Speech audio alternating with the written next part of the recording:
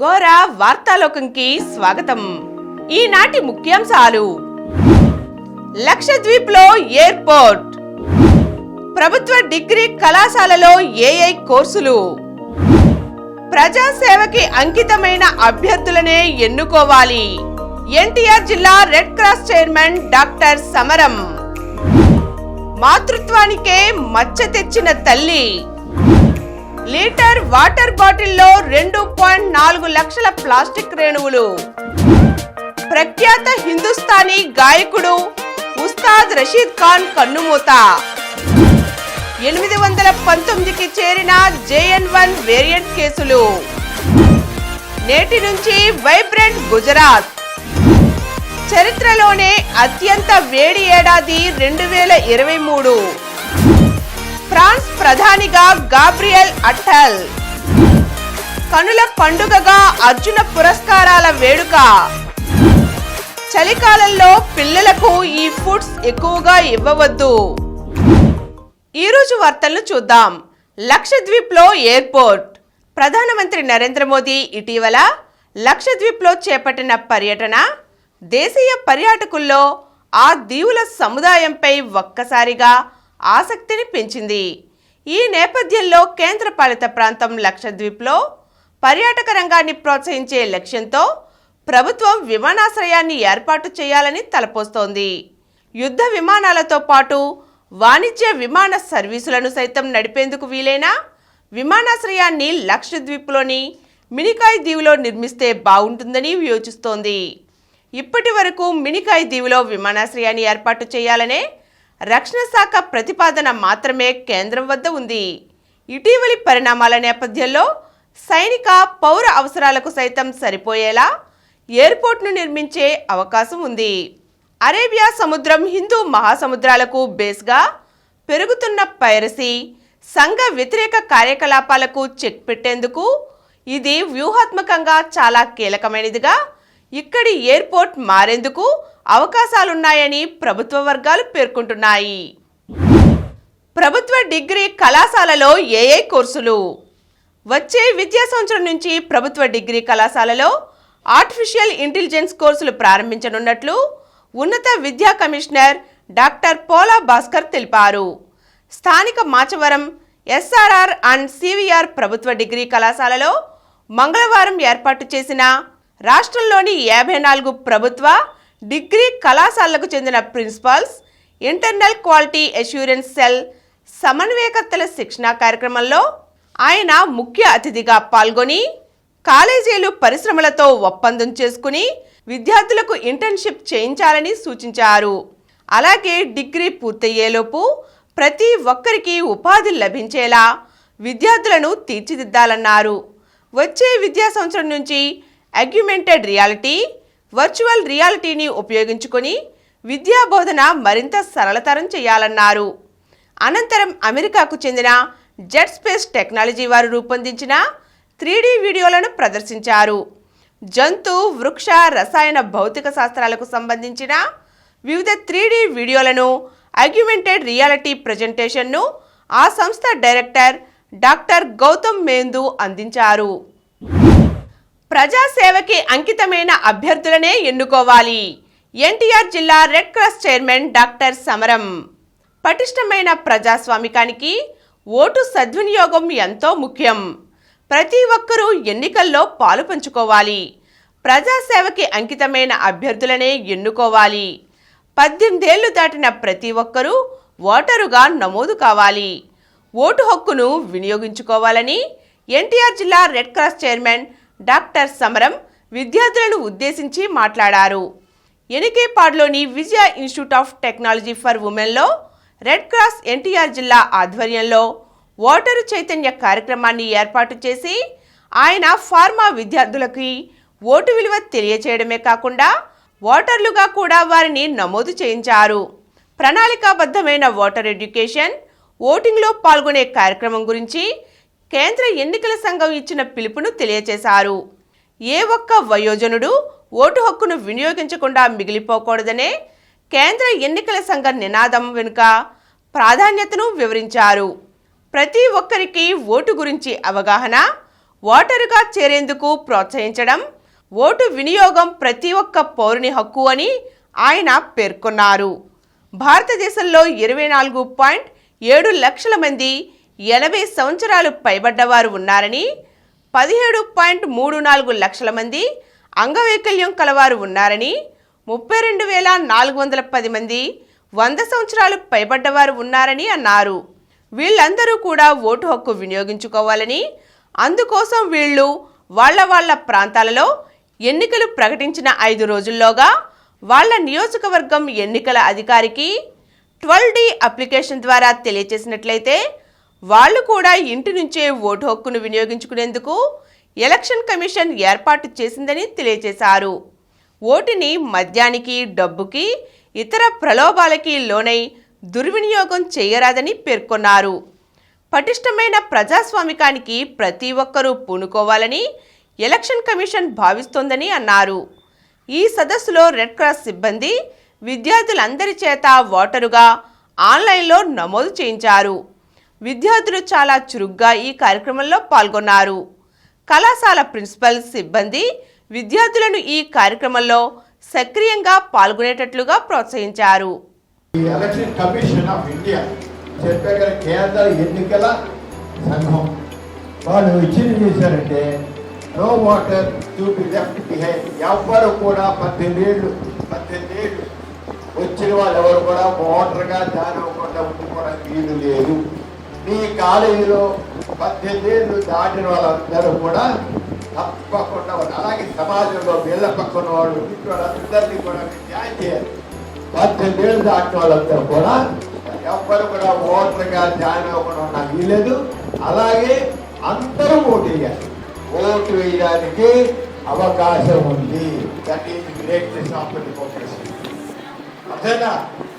అంచేత మీరందరూ కూడా ఓటర్స్ ఎడ్యుకేషన్ పార్టీ చేస్తారు. అదేనా? అందరూ ఓటేస్తారా వీరా? ఎప్పుడు వేస్తారా వీరా? వేస్తారా లేరా? నేటి నుంచి వైబ్రెంట్ గుజరాత్ 10వ వైబ్రెంట్ గుజరాత్ గ్లోబల్ సమ్మిట్కు సర్వం సిద్ధమైంది. 133 దేశాల మంత్రులు, దౌత్యవేత్తలు, ప్రతినిధులు, ప్రముఖ కంపెనీల సీఈఓలు పాల్గొనే ఈ 3 రోజుల సదస్సును ప్రధాని నరేంద్ర మోదీ ఈరోజు ప్రారంభించారు. యుఏఈ అధ్యక్షుడు Sheikh Mohammed bin Zayed Al Nahyan, తూర్పు తిమోర్ అధ్యక్షుడు జోస్ రమోస్ హోర్టా, మొజాంబిక్ అధ్యక్షుడు ఫిలిప్ నుయిసీలతో ఆయన మంగళవారం వేర్వేరుగా సమావేశమయ్యారు. ఆయా దేశాలతో సంబంధాలపై చర్చించారు.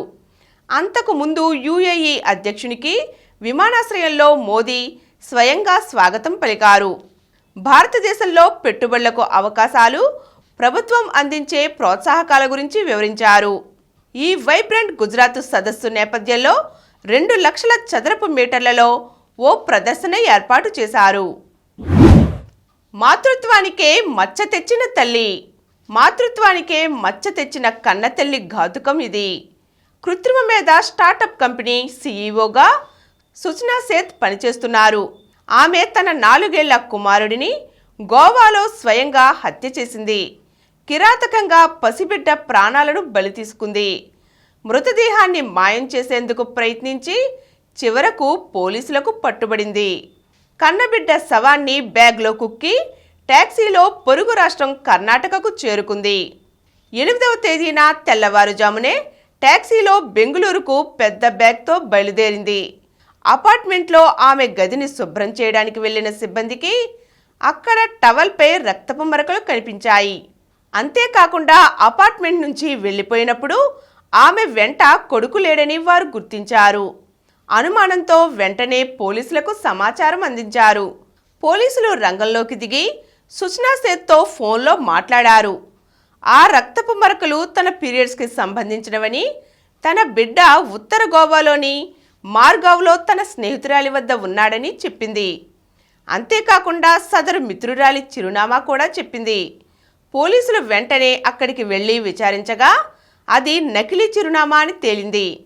దాంతో టాక్సీ డ్రైవర్ను ఫోన్లో సంప్రదించారు. కర్ణాటకలోని చిత్రదుర్గ జిల్లాలో ఉన్నట్లుగా అతడు చెప్పగా స్థానిక పోలీసులు వెంటనే ఆమెను అరెస్ట్ చేశారు. ఆమె వద్దనున్న బ్యాగ్ను తెరిచి చూడగా బాలుడి మృతదేహం పోలీసులకు కనిపించింది. పశ్చిమ బెంగాల్కు చెందిన సుచనా సేత్ 2010లో కేరళకు చెందిన వ్యక్తిని పెళ్లి చేసుకుంది. 9 ఏళ్ల తరువాత కుమారుడు జన్మించాడు. ఆ తరువాత భార్యాభర్తల మధ్య గొడవలు మొదలయ్యాయి. 2020లో దంపతులిద్దరూ కోర్టు నుంచి అనుమతి తీసుకుని దూరంగా ఉంటున్నారు. ప్రతి ఆదివారం కుమారునితో కాసేపు తండ్రి గడిపేవాడు. ఇది ఏమాత్రం ఇష్టం లేని కసాయి తల్లి కొడుకును చంపేయాలని, తద్వారా భర్తపై ప్రతీకారం తీర్చుకోవాలని నిర్ణయించినట్లుగా తెలుస్తోంది. 819కి చేరిన JN1 వేరియంట్ కేసులు. దేశంలో కోవిడ్-19 సబ్ వేరియంట్ JN1 కేసుల్లో పెరుగుదల నమోదవుతోంది.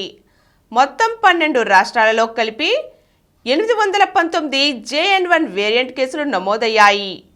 ఇందులో అత్యధికంగా మహారాష్ట్రలో 250, ఆ తరువాత కర్ణాటకలో 199, కేరళలో 148 కేసులు వెలుగులోకి వచ్చినట్లుగా కేంద్ర ఆరోగ్య శాఖ వివరించింది. అదే సమయంలో కొత్తగా 475 కోవిడ్ కేసులు నమోదైనట్లు పేర్కొంది. దీంతో యాక్టివ్ కేసుల సంఖ్య 3919కి చేరింది. ప్రఖ్యాత హిందుస్థానీ గాయకుడు ఉస్తాద్ రషీద్ ఖాన్ కన్నుమూత. ప్రఖ్యాత హిందుస్థానీ గాయకుడు ఉస్తాద్ రషీద్ ఖాన్ మంగళవారం కోల్కతాలోని ఓ ప్రైవేట్ ఆసుపత్రిలో కన్నుమూశారు. 2019 నుంచి ప్రోస్టేట్ క్యాన్సర్తో ఆయన బాధపడుతున్నారు.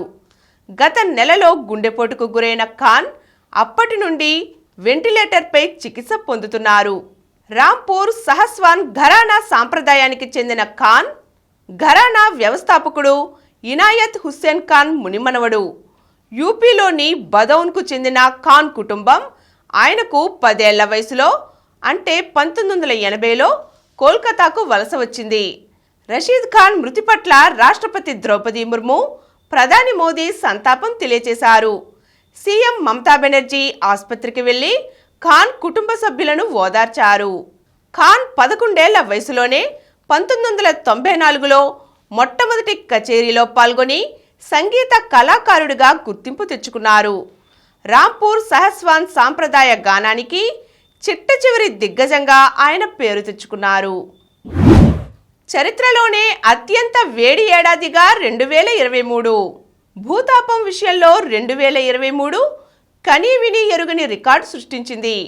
అత్యంత వేడిమి కలిగిన సంవత్సరంగా డిసెంబర్ నెల ముగియకముందే 2023 రికార్డులకెక్కింది. అయితే చరిత్రలో ఇప్పటిదాకా అత్యధికంగా 1.48 డిగ్రీల సగటు ఉష్ణోగ్రత పెరుగుదల నమోదైన ఏడాదిగా 2023 నిలిచింది. 2023 ఇంతగా మండిపోవడానికి వాతావరణ మార్పులే ప్రధాన కారణమని కోపర్నికస్ నివేదిక స్పష్టం చేసింది. దానికి తోడు గత ఏడాది జూలై కల్లా ప్రపంచవ్యాప్తంగా చాలా దేశాలలో నెలకొన్న ఎల్ నినో పరిస్థితిని మరింత దిగజార్చినట్లు వివరించింది. ఫలితంగా పసిఫిక్ మొదలుకొని ప్రతి మహాసముద్రము ఎప్పుడూ లేనంతగా వేడెక్కినట్లు పేర్కొంది. కుక్క మాంసం వినియోగంపై దక్షిణ కొరియా నిషేధం. శతాబ్దాలుగా ఆచారంగా వస్తున్న కుక్క మాంసం వినియోగాన్ని చట్టవిరుద్ధమని ప్రకటించే చారిత్రక బిల్లును దక్షిణ కొరియా పార్లమెంట్ ఆమోదించింది. మంగళవారం ఈ బిల్లుకు నేషనల్ అసెంబ్లీ 208/0 ఓట్లతో ఏకగ్రీవంగా ఆమోదం తెలిపింది. మంత్రిమండలి ఆమోదం అధ్యక్షుడు యూన్ సుక్ యోల్ సంతకంతో బిల్లు చట్టరూపం దాల్చనుంది.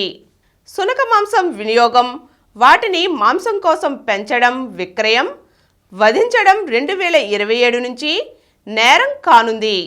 ఉల్లంఘిస్తే 3 ఏళ్ల వరకు జైలు శిక్ష పడుతుంది. తాము ఇక ఎంత మాత్రం కుక్క మాంసం భుజించబోమంటూ ఇటీవలి సర్వేల్లో మెజారిటీ దక్షిణ కొరియన్లు అభిప్రాయం వ్యక్తం చేయడంతో ప్రభుత్వం అందుకు అనుగుణంగా చట్టం తీసుకువచ్చింది. ఫ్రాన్స్ ప్రధానిగా గాబ్రియల్ అట్టల్. ఫ్రాన్స్ ప్రధానమంత్రిగా అత్యంత పిన్న వయస్కుడైన 34 ఏళ్ల గాబ్రియల్ అట్టల్ నియమితులయ్యారు. ప్రతిపక్షాల నుంచి తీవ్ర రాజకీయ ఒత్తిళ్లు ఎదురవుతున్న నేపథ్యంలో అధ్యక్షుడు ఇమాన్యుయల్ మాక్రాన్ మంత్రివర్గ ప్రక్షాళన చేపట్టారు. ఈ క్రమంలో ప్రస్తుత ప్రధాని ఎలిజబెత్ బోర్న్ సోమవారం రాజీనామా చేశారు. ఆమె స్థానంలో అట్టల్ను నియమిస్తున్నట్లుగా మంగళవారం మ్యాక్రాన్ ప్రకటించారు. మంత్రివర్గంలో కొందరు కీలక మంత్రులు మాత్రం యథాతథంగా కొనసాగే అవకాశాలు ఉన్నాయి. ప్రభుత్వ ప్రతినిధిగా, విద్యాశాఖ మంత్రిగా అంచెలంచెలుగా ఎదుగుతూ గాబ్రియల్ అట్టల్ ప్రధాని పదవి చేపట్టడం ఆసక్తికరం. గే అని ప్రకటించుకున్న ఫ్రాన్స్ మొట్టమొదటి ప్రధాని అట్టల్ కావడం గమనార్హం. ఆహార భద్రతలో ఆంధ్రప్రదేశ్దే అగ్రస్థానం. ఆహార భద్రత కోసం ఆంధ్రప్రదేశ్ ప్రభుత్వం చేపడుతున్న వివిధ చర్యలతో రాష్ట్ర గిడ్డంగుల సంస్థ దేశంలోనే అగ్రస్థానంలో ఉందని రాష్ట్ర వ్యవసాయ శాఖ మంత్రి కాకాని గోవర్ధన్ రెడ్డి పేర్కొన్నారు. ఎన్టీఆర్ జిల్లా జి కొండూరు మండల పరిధి వెలగలేరు మార్కెట్ యార్డ్ ప్రాంగణంలో 10.91 కోట్లతో 10,000 టన్నుల సామర్థ్యంతో నూతనంగా నిర్మించిన 2 గోడౌన్లను స్థానిక ఎమ్మెల్యే వసంత వెంకట కృష్ణప్రసాద్తో కలిసి ఆయన మంగళవారం నాడు ప్రారంభించారు.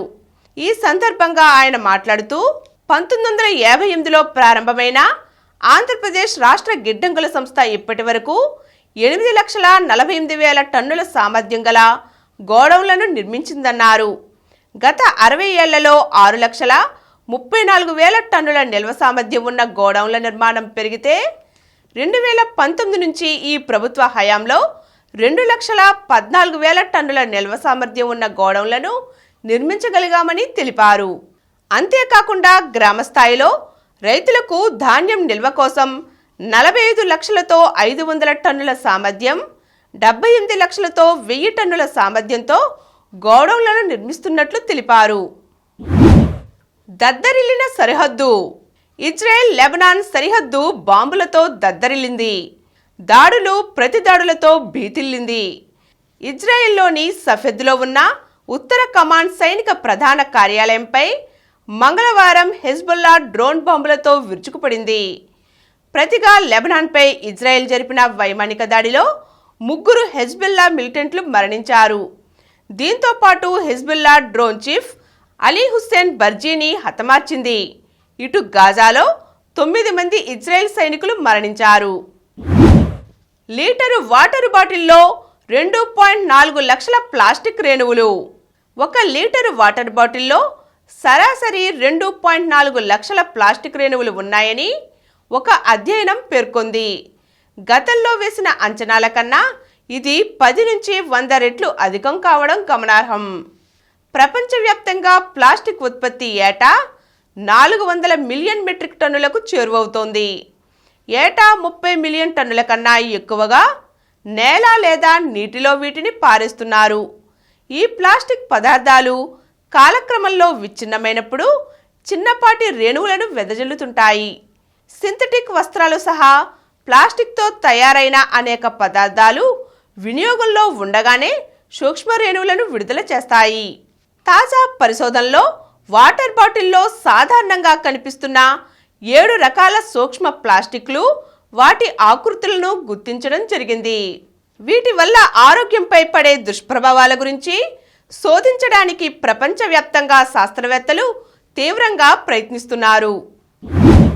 కన్నుల పండుగగా అర్జున పురస్కారాల వేడుక. ప్రతిష్టాత్మక క్రీడా పురస్కారం అర్జున అవార్డు ప్రదాన కార్యక్రమం మంగళవారం రాష్ట్రపతి భవన్లో ఘనంగా జరిగింది.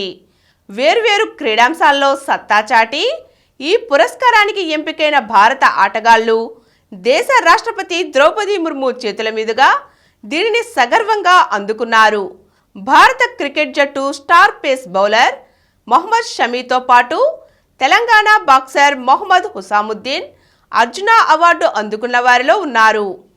జకార్తాలో ఆసియా ఒలింపిక్ క్వాలిఫైయింగ్ టోర్నీలో ఆడుతున్న కారణంగా తెలంగాణ షూటర్ ఈషా సింగ్ ఈ అవార్డును అందుకోలేకపోయింది.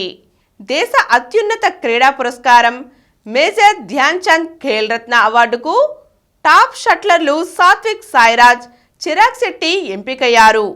అయితే వీరిద్దరూ ప్రస్తుతం కౌలాలంపూర్లో జరుగుతున్న మలేషియా ఓపెన్ బ్యాడ్మింటన్ టోర్నీలో పాల్గొంటున్నందువల్ల కార్యక్రమానికి గైర్హాజరయ్యారు. భారత మహిళా చెస్ గ్రాండ్ మాస్టర్ తమిళనాడు అమ్మాయి R Vaishali wrestler Antim Sangal, athlete Parul Chaudhary, భారత కబడ్డీ జట్టు కెప్టెన్, తెలుగు టైటన్స్ జట్టు స్టార్ ప్లేయర్ పవన్ కుమార్ సెహ్రావత్ అర్జున పురస్కారాన్ని అందుకున్నారు. Para archer Sheetal Devi award అందుకుంటున్నప్పుడు ప్రేక్షకులు పెద్ద ఎత్తున చప్పట్లతో అభినందించగా, వీల్చైర్లో కూర్చున్న పార్ కనోయిస్ట్ ప్రాచీ యాదవ్ వద్దకు వెళ్లి స్వయంగా రాష్ట్రపతి అవార్డును అందజేశారు. ఆంధ్రప్రదేశ్కు చెందిన ఆంధ్ర క్రికెటర్ అజయ్ కుమార్ రెడ్డి కూడా అర్జున అవార్డును అందుకోగా, ఆంధ్రప్రదేశ్కే చెందిన స్విమ్మర్ మోతుకూరి తులసి చైతన్య టెంజింగ్ నార్వే జాతీయ సాహస పురస్కారాన్ని స్వీకరించారు. చలికాలంలో పిల్లలకు ఈ ఫుడ్స్ ఎక్కువగా ఇవ్వవద్దు. సాధారణంగా చిన్నపిల్లల్లో రోగనిరోధక శక్తి తక్కువగా ఉంటుంది. కాబట్టి దగ్గు, జలుబు, ఆస్తమాతో పాటుగా చర్మ సంబంధిత సమస్యలు తరచూ వస్తుంటాయి. కాబట్టి పిల్లలకు ఇచ్చే ఆహారం విషయంలో అప్రమత్తంగా వ్యవహరించాలని నిపుణులు పేర్కొంటున్నారు. పాల ఉత్పత్తులు, పాలు, వెన్న, జున్ను, పెరుగు లాంటి పాల ఉత్పత్తులు పిల్లలకు అధికంగా ఇవ్వకూడదు. ఎందుకంటే పాలులో ఉండేవి జంతు సంబంధిత కొవ్వులు. కాబట్టి చలి తీవ్రత పెరిగినప్పుడు నోట్లోని లాలాజలం శ్లేష్మాన్ని గడ్డకట్టేలా చేస్తుంది. ఆహారం మింగడంలో సమస్య ఎదురవుతుంది. చక్కెర ఎక్కువగా ఉండే ఆహారం, పిల్లలు ఇష్టపడి తినే candies, cakes, cool drinks, ice cream వంటి తీయటి పదార్థాలు ఇవ్వవద్దు. వీటిలో ఉండే చక్కెర స్థాయిలు శరీరంలో ఇన్ఫెక్షన్లతో పోరాడే తెల్ల రక్త కణాల సంఖ్యను తగ్గిస్తాయి. దీంతో రోగనిరోధక శక్తి తగ్గుతుంది. పచ్చళ్ళు, పులియబెట్టిన ఆహారాలు వద్దు. నిల్వ ఉండడానికి తయారు చేసే ఆహార పదార్థాల్లో హిస్టమైన్ అనే రసాయనం ఎక్కువగా ఉంటుంది. ఇది అలర్జీతో పోరాడే శక్తిని ఇస్తుంది. దీనిని పదే పదే తీసుకుంటే శీతాకాలంలో అధిక శ్లేష్మాన్ని ఉత్పత్తి చేసి గొంతు నొప్పి, ఇతర శ్వాస సంబంధిత సమస్యలను పెంచుతాయి. ఇప్పుడు కొన్ని సంక్షిప్త వార్తలను చూద్దాం. రెనో నుంచి 5 కొత్త వేరియంట్లు. ఫ్రెంచ్ వాహన తయారీ సంస్థ రెనో తన క్విడ్, ట్రైబర్, కైగర్ మోడళ్లలో 5 కొత్త వేరియంట్లను మంగళవారం మన దేశీయ విపణిలోకి విడుదల చేసింది. సంక్రాంతికి హైదరాబాద్ నుంచి ఏపీకి మరో 1000 ప్రత్యేక బస్సులు. సంక్రాంతికి హైదరాబాద్ నుంచి ఏపీలోని సొంతూళ్లకు వచ్చేవారి కోసం ఏపీఎస్ఆర్టీసీ మరిన్ని ప్రత్యేక బస్సులు నడపడానికి ప్రణాళిక సిద్ధం చేసింది. తొలుత 6795 బస్సులు సిద్ధం చేసింది. అయితే తాజాగా హైదరాబాద్ నుంచి మరో 1000కి పైగా ప్రత్యేక సర్వీసులను నడిపేందుకు సిద్ధమైంది. ప్రభుత్వ పాఠశాలల్లో టెక్ పాఠాలు. ఇంజనీరింగ్ విద్యార్థులతో ఫ్యూచర్ స్కిల్ ఎక్స్పర్ట్ పై అవగాహన. ప్రభుత్వ పాఠశాల విద్యార్థులకు సాంకేతిక పరిజ్ఞానం చేరువ చేసేందుకు ఇంజనీరింగ్ విద్యార్థులకు ఇంటర్న్షిప్తో పాటు స్టైఫండ్ అవకాశాన్ని ఉన్నత విద్యాశాఖ సమన్వయంతో పాఠశాల విద్యాశాఖ సమగ్ర శిక్ష చేపట్టింది. అసాల్ట్ రైఫిల్ ఉగ్రం. కేంద్ర ప్రభుత్వ రక్షణ పరిశోధన అభివృద్ధి సంస్థ DRDO సొంతంగా అభివృద్ధి చేసిన అసాల్ట్ రైఫిల్ ఉగ్రంను సోమవారం పరీక్షించింది. DRDOకు చెందిన పూణేలోని ఆర్మెంట్ రీసెర్చ్ అండ్ డెవలప్మెంట్ ఎస్టాబ్లిష్మెంట్స్ భారత సైన్యం అవసరాలకు అనుగుణంగా దీనిని రూపొందించింది. ఐన్స్టీన్ ప్రోబ్ను ప్రయోగించిన చైనా అంతరిక్షంలో తరచుగా సంభవించే పేలుళ్ల వంటి సంఘటనల వెనుక ఉన్న రహస్యాన్ని ఛేదించడానికై చైనా అంతరిక్ష పరిశోధనా సంస్థ ఐన్స్టీన్ ప్రోబ్ అనే ఖగోళ ఉపగ్రహాన్ని ప్రయోగించింది. ఇది కమలం పువ్వు ఆకారంలో ఉండడం విశేషం. జూలై 7న నీట్ పీజీ పరీక్ష. National eligibility entrance test PG పరీక్షను ఈ ఏడాది జూలై 7వ తేదీకి రీషెడ్యూల్ చేసినట్లుగా national board of examinations in medical sciences మంగళవారం తెలిపింది. అంకితా రైనా శుభారంభం. Australian open grand slam tennis qualifying టోర్నీలో భారత స్టార్ అంకితా రైనా శుభారంభం చేసింది. మెల్బోర్న్లో మంగళవారం జరిగిన మహిళల సింగిల్స్ తొలి రౌండ్లో ప్రపంచ 221వ ర్యాంకర్ అంకిత ప్రపంచ 158వ ర్యాంకర్ జెసికా బుజస్ను ఓడించింది. శ్రీకాంత్ సంచలనం.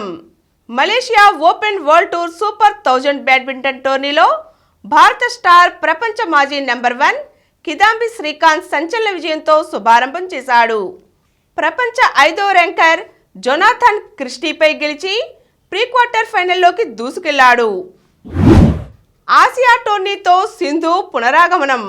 మోకాలి గాయం నుంచి కోలుకుంటున్న భారత మహిళా స్టార్ షట్లర్ పివి సింధు వచ్చే నెలలో జరిగే ఆసియా టీమ్ బ్యాడ్మింటన్ ఛాంపియన్షిప్లో పునరాగమనం చేయనుంది. మెహూలీ రుద్రాంక్ష్ జోడీకి స్వర్ణం. ఆసియా ఒలింపిక్ క్వాలిఫైయింగ్ షూటింగ్ టోర్నీలో మంగళవారం భారత్కు ఒక స్వర్ణం, ఒక రజతం లభించాయి. 10 మీటర్ల ఎయిర్ రైఫిల్ మిక్స్డ్ విభాగంలో మొయిలీ ఘోష్ రుద్రాంక్ష్ పాటిల్ జోడీ బంగారు పతకం, 10 మీటర్ల ఎయిర్ పిస్టల్ మిక్స్డ్ విభాగంలో రితమ్ సాంగ్వాన్ అర్జున్ జంట రజత పతకం గెలిచాయి. భారత్ ఓటమి, ఆస్ట్రేలియాదే సిరీస్. భారత్తో జరిగిన 3వ టీ20లో ఆస్ట్రేలియా ఉమెన్స్ టీం 7 వికెట్ల తేడాతో విజయం సాధించింది. దీంతో 2-1 తేడాతో సిరీస్ను కైవసం చేసుకుంది. మరిన్ని వార్తా విశేషాలతో రేపటి గోరా వార్తాలోకంలో కలుద్దాం. Thank you.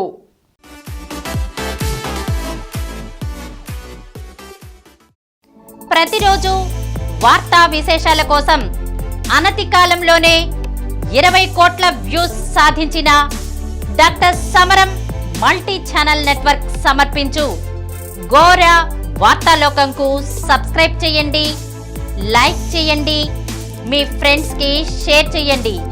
అలాగే ప్రక్కనున్న గంట సింబల్ని ప్రెస్ చేయడం మర్చిపోకండి. Please download Samaram multi-channel app and watch your favorite channels from your mobile. App available on Google Play Store and subscribe to the channels.